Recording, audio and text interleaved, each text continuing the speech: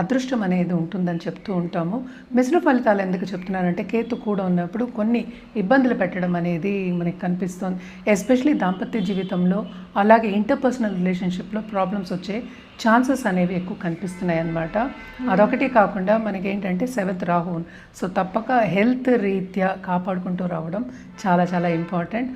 Opportunities వస్తాయి కానీ business start చేయాలి అనే ఒక సూచన వస్తుంది కానీ ఎటు వెళ్ళాలో తెలియని ఒక పరిస్థితి కూడా ఉంటుంది.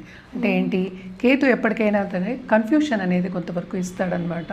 సో కొంతవరకు క్లారిటీ తెచ్చుకుని ముందుకెళ్ళడం అనేది వెరీ ఇంపార్టెంట్. అండ్ ఆల్సో ఖర్చు అనేది మనం చూస్తున్నాము, బాగా ఖర్చులు అయ్యే ఛాన్సెస్ ఉన్నాయి. వీళ్ళకు కూడా ఏంటంటే ధార్మిక కార్యక్రమాల్లో తప్పక పాల్గొంటారు. అలాగే ఏంటంటే విందు వినోదాల్లో పాల్గొనే ఛాన్సెస్ కూడా మనకి ఎక్కువ కనిపిస్తున్నాయి. వీళ్ళకి కొంతవరకు లాభం ఉంటుంది, ఎందుకంటే జూపిటర్ 11th ఉన్నాడు. ఆయన కూడా ఏంటంటే రిట్రోగ్రేషన్లో ఉన్నారు. సో ఉన్నప్పటికీను